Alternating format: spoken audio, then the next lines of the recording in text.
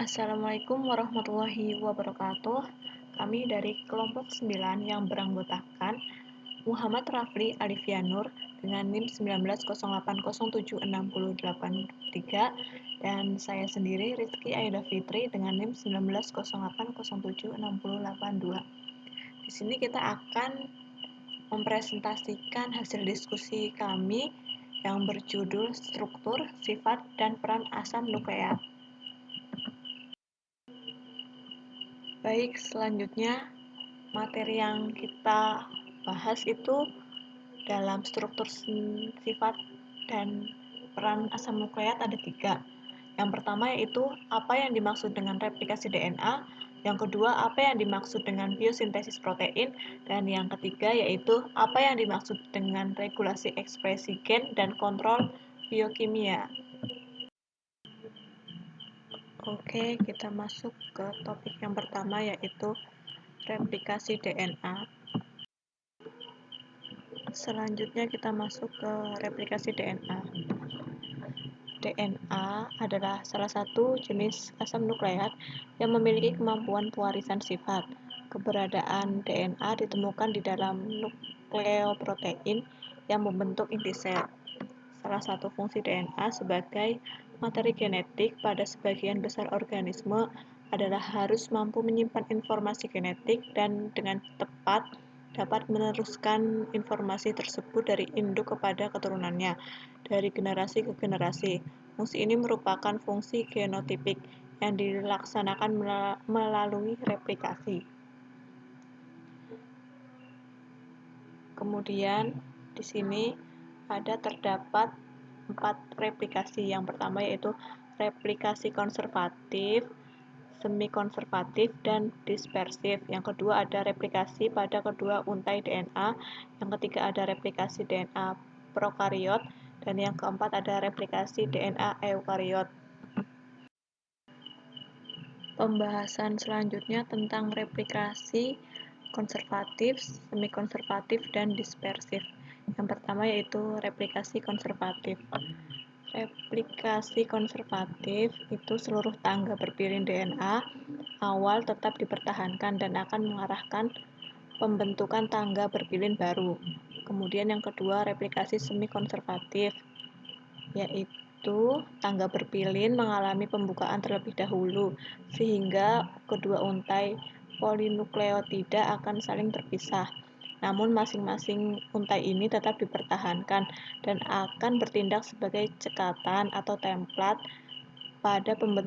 bagi pembentukan untai polinukleotida baru. Dan yang ketiga yaitu replikasi dispersif. Pada replikasi dispersif, kedua untai polinukleotida mengalami fragmentasi di sejumlah tempat.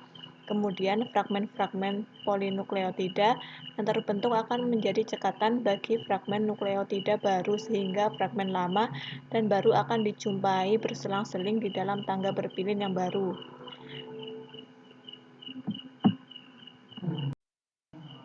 Kemudian penjelasan tentang replikasi pada kedua untai DNA.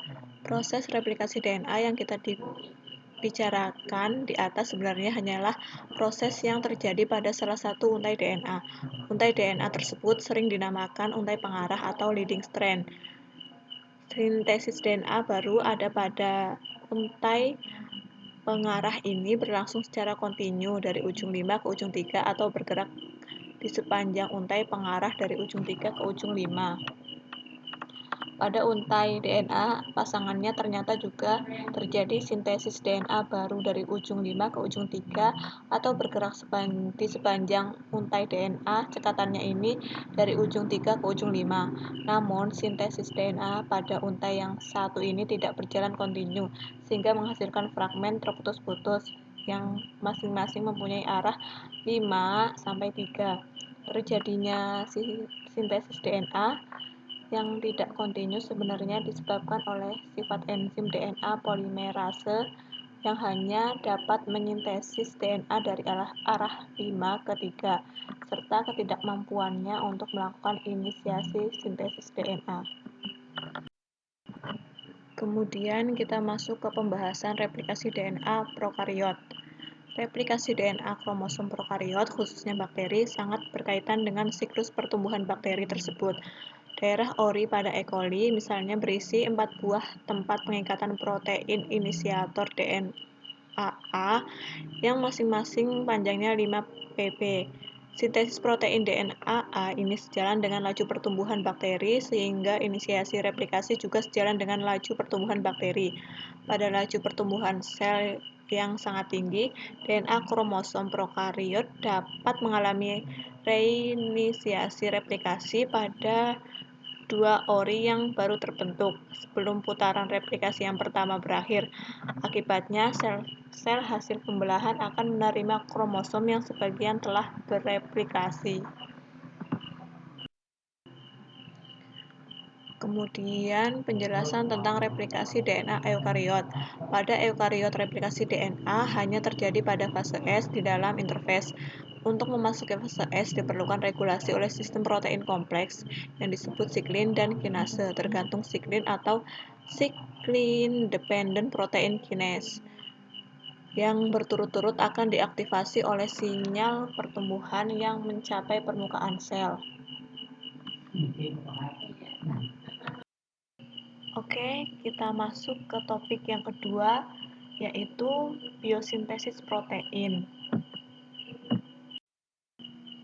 Pada biosintesis protein ini, kita akan membahas tentang transkripsi dan translasi. Selanjutnya, kita akan membahas tentang transkripsi. Di sini pengertian transkripsi sendiri yaitu proses penyalinan kode-kode genetik yang ada pada urutan DNA menjadi molekul RNA. Transkripsi adalah proses yang mengawali ekspresi sifat-sifat genetik yang nantinya akan muncul sebagai fenotip. Urutan nukleotida pada salah satu untaian molekul RNA digunakan sebagai cekatan atau template untuk sintesis molekul RNA yang komplementer. Untuk mekanisme dasar transkripsi ada dua, yaitu transkripsi atau sintesis RNA, dan yang kedua ada karakter kimiawi transkripsi.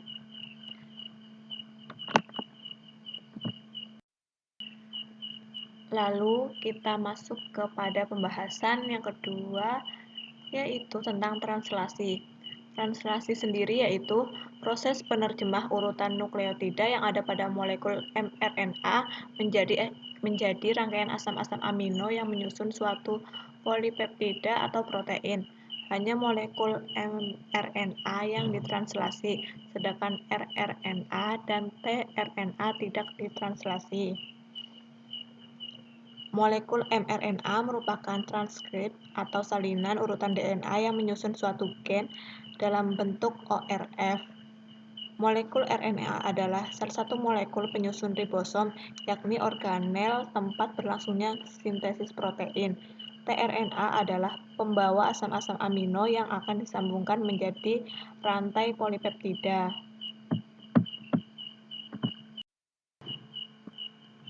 Lalu kita masuk ke topik yang ketiga, yaitu regulasi ekspresi gen dan kontrol biokimia melalui enzim dan asam nukleat. Untuk penjelasannya sendiri yaitu informasi genetik untuk perkembangan suatu organisme disimpan dan diwarisi oleh asam deoksiribonukleat atau DNA. Pada organisme tingkat tinggi, DNA terletak di dalam inti sel. DNA memiliki struktur heliks ganda dan berisi urutan spesifik dari 4 jenis nukleotida yang ditentukan oleh basa adenin, guanin, sitosin, dan timin. Replikasi heliks ganda DNA oleh DNA polimerase menghasilkan pembentukan dua heliks ganda dengan urutan nukleotida identik. Ekspresi informasi yang terkandung dalam DNA membutuhkan sintesis salinan asam ribonukleat atau RNA dan pengangkutan RNA selanjutnya dari nukleus ke sitoplasma. Salah satu jenis RNA yang disebut messenger RNA atau mRNA berisi instruksi untuk urutan asam amino polipeptida. Translasi urutan nukleotida mRNA ke dalam urutan asam amino polipeptida difasilitasi oleh ribosom. Untuk sintesis masing-masing jenis polipeptida yang berbeda, mRNA spesifik diekspresikan. Ekspresi informasi genetik terutama diatur oleh interaksi langsung elemen kontrol yang terletak pada DNA dan RNA dengan faktor protein tertentu. Enzim adalah golongan protein yang paling banyak terdapat dalam sel hidup dan mempunyai fungsi penting sebagai katalisator reaksi biokimia yang secara kolektif membentuk metabolisme perantara dari sel. Dengan adanya enzim, molekul awal yang disebut substrat akan dipercepat perubahannya menjadi molekul lain yang disebut produk. Enzim tersusun atas asam-asam amino yang melipat-lipat membentuk globular, di mana substrat yang dikatalisis bisa masuk dan bersifat komplementer.